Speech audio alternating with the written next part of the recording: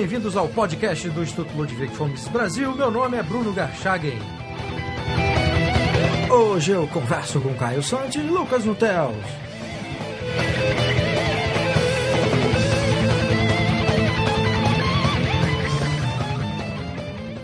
Sejam muito bem-vindos, Caio e Lucas. É um prazer falar com você, Bruno.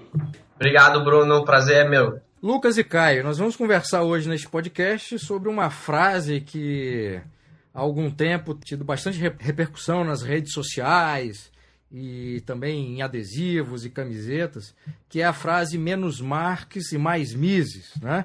E teve até repercussão internacional. Essa frase foi traduzida para o inglês, não sei se foi por algum de vocês. E eu vi em vários perfis no Facebook e em alguns sites também essa frase em inglês. Então eu queria começar essa entrevista perguntando como é que surgiu a ideia da frase e depois da imagem do jeito que foi feita em branco e preto. Então, Bruno, a primeira vez que essa frase surgiu no meio liberal foi através de uma imagem que apareceu na internet, se eu não me engano, no grupo Liberalismo, e era uma pichação escrita em um muro, menos Marx, mais Mises. Mas era uma coisa bem arcaica, uma coisa bem... uma arte de rua. Então eu fiquei com aquela imagem na cabeça e na época eu fazia muitas imagens para o portal Libertarianismo, fazia algumas imagens para o EPL também e chegava a fazer 10 imagens por dia. Então surgiu uma ideia de fazer cartazes para colar nas universidades. O pessoal estava tentando colar cartazes, etc., e eu pensei numa ideia que fosse boa para colar cartazes. E eu pensei, cartaz ele tem que ser preto e branco, porque facilita a fotocópia. Então eu lembrei do muro, da pichação, e acabei fazendo essa questão do menos Marx mais Mises, e preto no branco, com o Mises, o nome do Mises sendo branco no fundo preto, que a ideia que eu tive era que era uma luz iluminando a escuridão. Então surgiu essa ideia, eu fiz, foi um desenho bem simples, mas que acabou fazendo sucesso aí e tá até hoje, né? O pessoal tá copiando essa ideia. Me diz uma coisa, Lucas, essa imagem que foi compartilhada no grupo, ela era uma foto de um muro, é isso? Isso, era uma pichação. E vocês tinham informação a respeito da origem dessa foto, de onde era, pelo menos, não? Olha, Bruno, até agora a autoria continua anônima. E até hoje a gente não sabe se o muro é privado ou se é uma agressão, no caso, né? Se ele pichou o muro de alguma outra pessoa. Entendi. Mas não era montagem, não. Era uma pichação mesmo na foto. Uma pichação de verdade. Bom, se o autor, então, da frase e da pichação estiver nos ouvindo, e quiser confessar o crime, se eventualmente era um muro privado, é só mandar um e-mail para o site do Instituto Mises Brasil. Mas me diz uma coisa, a partir dessa criação, então, dessa imagem que você pegou, baseada nessa ideia da foto, você cria essa imagem e a imagem começa a ser distribuída por quem primeiro? Olha, eu fiquei sabendo que foi o pessoal de Niterói, se eu não me engano foi o Caio mesmo, que colou vários pela universidade e causou um alvoroço por lá. Acho que ele pode confirmar essa história melhor. Então, Caio, conta aí como é que você chega até a frase e essa ideia de pegar essa frase, transformar em adesivo e espalhar na UF, né, de Niterói, é isso? Isso. Bom, o que aconteceu foi o seguinte, eu estava olhando ali meu feed de notícias até que, de repente, apareceu a imagem menos Marx e mais Mises na página do EPL. E estava dando essa orientação, imprimam e colhem na sua universidade. E eu não hesitei e compartilhei a imagem para dentro do grupo que a gente tem em Niterói, né? O grupo que trata de liberalismo. Tivemos muitas curtidas dentro do grupo com a imagem, né? E depois de um tempo, aquele post ali, o pessoal comentando, achando legal e tal, o membro Rodrigo Teixeira, que é um dos moderadores lá junto comigo, teve a ideia de levantar fundos para a gente imprimir os adesivos. E em coisa de 3, 4 dias a gente levantou R$800, teve gente que só ela deu R$100. E a gente imprimiu, foram 4.000 adesivos que a gente imprimiu. E um belo dia, com os adesivos já em mãos, a gente decidiu ir até a Universidade Federal Fluminense, que fica aqui na cidade, e colar os adesivos. A gente estava um pouco preocupado, o que ia acontecer... Mas aí chegamos lá, eu acho que foi um sábado, estava um pouco vazia a universidade, colamos os adesivos, tiramos as fotos e começamos a postar na internet para ver a repercussão. E a repercussão acabou sendo dos dois lados. Os liberais do país todo ficaram muito felizes e a esquerda ficou um pouco confusa, o pessoal não sabia quem era Mises e tal, ficou um pouco raivosa. Teve até gente acusando que nós éramos direitistas da linha Bush, belicista, porque confundiu com mísseis, mísseis virou mísseis de bomba, enfim. Mas me diz uma coisa, qual foi a repercussão dentro da UF? Você era estudante lá ainda nessa época ou não? Não, eu não sou estudante, mas, enfim, o portão fica aberto lá, a gente acaba tendo acesso. A gente tem vários membros do grupo que são estudantes e participaram das colagens, né? Mas a repercussão foi a seguinte: hoje em dia existem algumas páginas chamadas Spotted, né? E a UF tem uma página chamada Spotted UF, em que os alunos mandam recados ali um para os outros. E o pessoal lá do DCE mandou uma mensagem pública pra gente, falando que a gente era infantil por estar colando em cima do cartaz deles que pregava o comunismo, o menos Marx, mais Mises. Enfim, o pessoal ficou bem furioso lá na UF. É possível até encontrar, para quem tiver curiosidade, essa reação por esse perfil Spotted, não é isso? Isso, Spotted UF. Inclusive, o pessoal compartilhou o post do Spotted e o pessoal do Brasil todo foi ajudar lá nos comentários defendendo o nosso lado. Vocês acompanharam a repercussão internacional dessas frases, Lucas e Caio? Vocês viram como é que essa frase foi para inglês e andou pipocando aí no Twitter e no Facebook também, ou não? Então, Bruno, o Hélio, ele compartilhou a imagem e tal, perguntando de quem era a autoria. Aí eu expliquei para ele que tinha feito aquele desenho, mas falei que era da tal pichação. Certo. Aí, para comemorar que o negócio estava fazendo sucesso, eu fiz em inglês também, né? Less Marx, more Mises.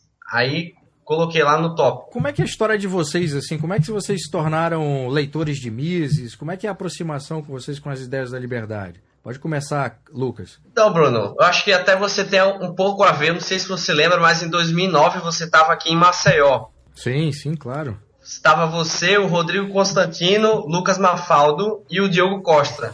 Estava aqui no Liberdade na Estrada. Então, eu fui para essa palestra e desde então, com a curiosidade e pesquisando na internet, eu cheguei ao Instituto Mises e daí o mundo se abriu, né? Inclusive, o Ron Paul, ele me ajudou um pouco, né? Ele que esteve aqui no Brasil por esses dias, ele me ajudou um pouco porque eu comecei a relacionar um pouco a escola austríaca com ele e com a linha de economia um pouco diferente, que me atraiu um pouco.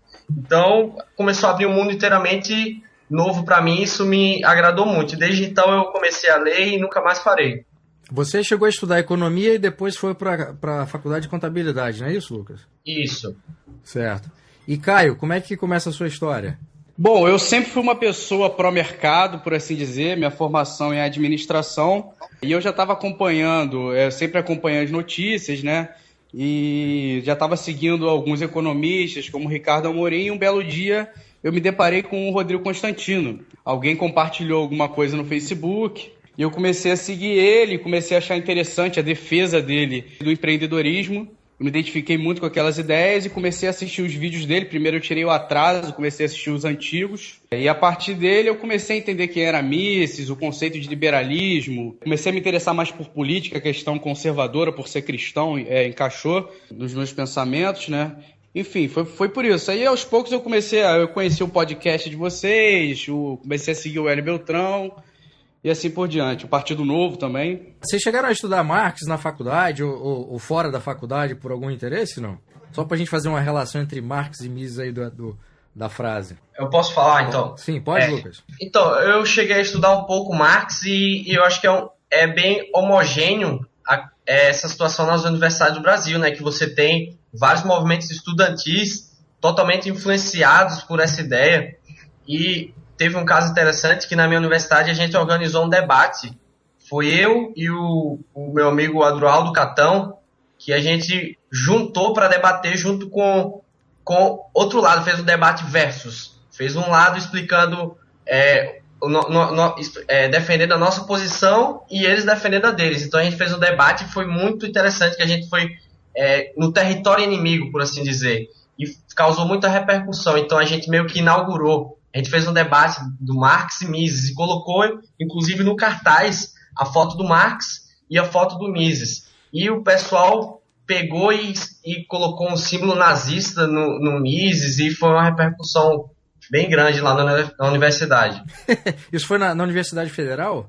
Isso, foi na UFAL. Tá, e foi esse ano o evento? Não, foi ano passado. Tá, e atraiu muita gente? Muita gente, o pessoal gostou, achou assim, que não tem nada, você não vê o debate, você vê uma coisa meio só um lado que fala, não tem o time não está em campo, o liberalismo. Hoje você vê uma coisa um pouco diferente, mas antes você não via o liberalismo em campo, você só via um lado falando. Rapaz, foi só a gente falar em Marx, começou um cachorro a latir aí. Pô, aqui, show. Marx desperta paixões caninas. Me diz uma coisa, Caio. Bom, você fez administração de empresas, né? Presumo que a administração de empresas não tenha... Eles não deem Marx no currículo, ou eu estou enganado? Não dá. Tá. Se passou, foi alguma coisa muito, muito rápida, e eu, particularmente, sempre tive a ideia de que Karl Marx estava errado. Essa ideia de socialismo nunca me nunca me interessou muito. Bom, falando sobre atuação em instituições, Caio, você falou que essa coisa do adesivo começou com o grupo Liberalismo Conservador de Niterói, do qual você faz parte, correto? Isso. Tá. O grupo funciona desde quando e quais são as atividades que o grupo desenvolve? Olha, se eu não me engano, a fundação do grupo foi em maio de 2013, foi justamente na época que eu comecei a conhecer essas ideias. Eu já pensava assim, só não sabia me posicionar, né? E o que aconteceu é que eu comecei a ter muita dificuldade de encontrar pessoas ao meu redor que pensassem dessa maneira, né? O status quo no Brasil é de esquerda, a maioria das pessoas são esquerdistas.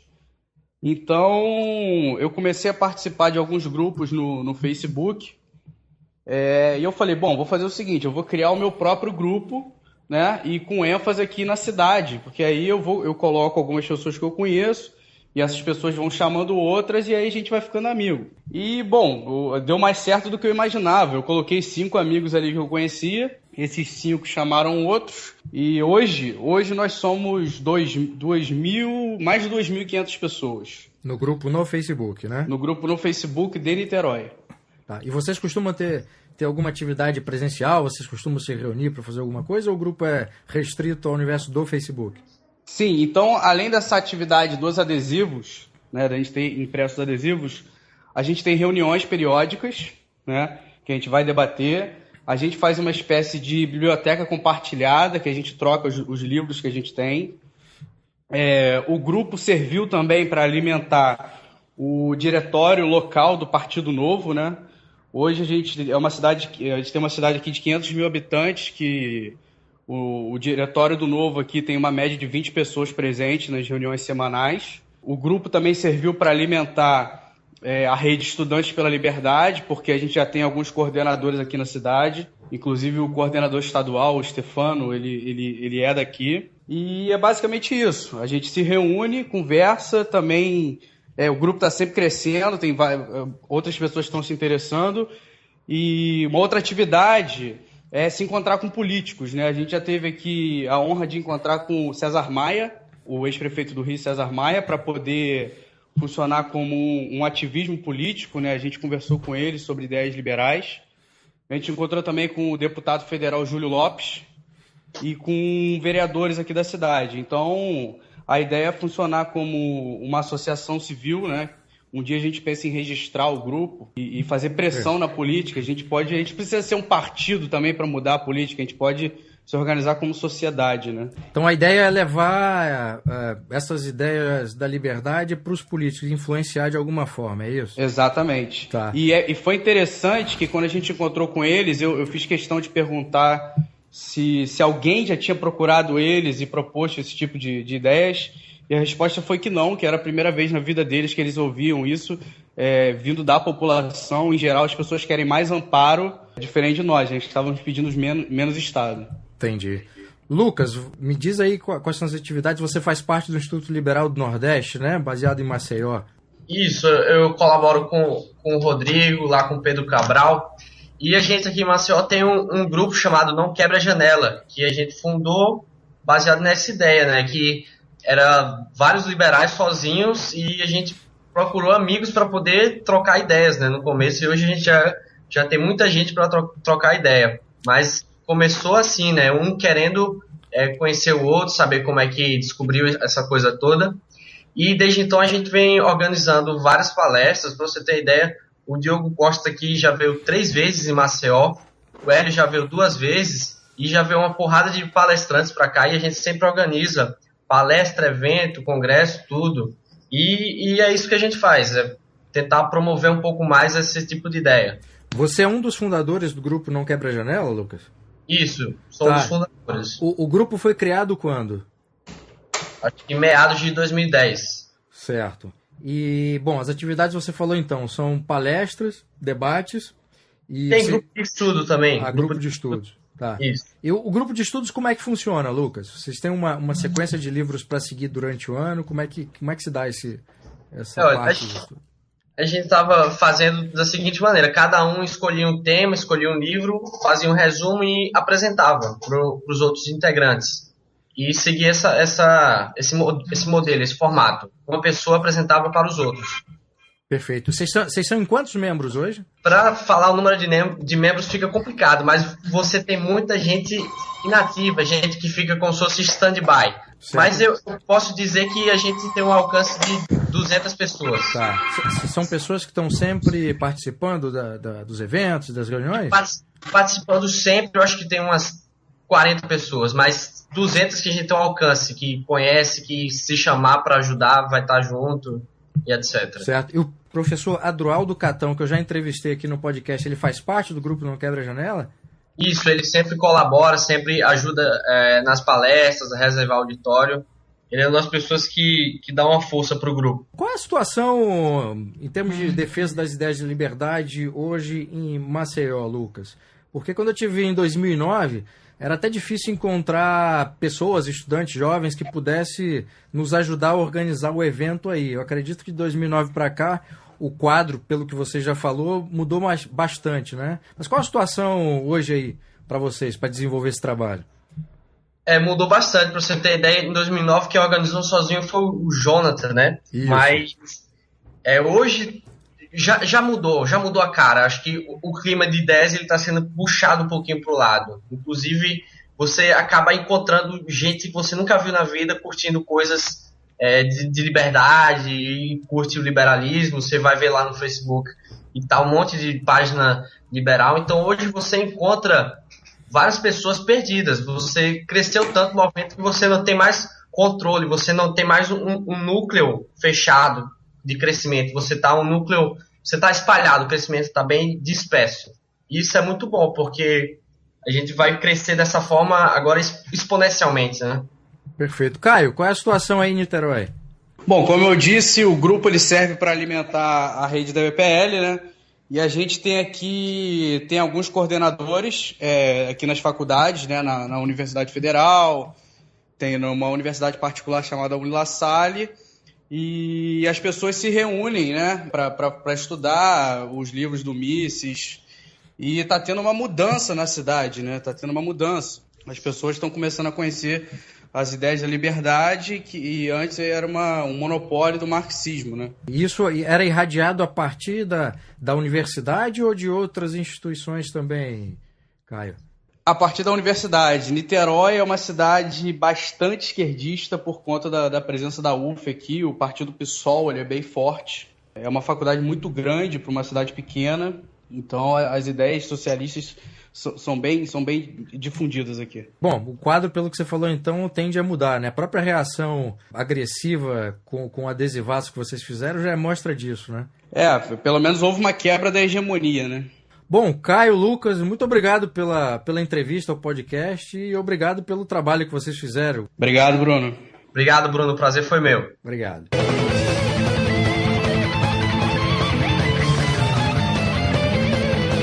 Este foi o podcast do Instituto Ludwig von Mises Brasil. Meu nome é Bruno Garchagen.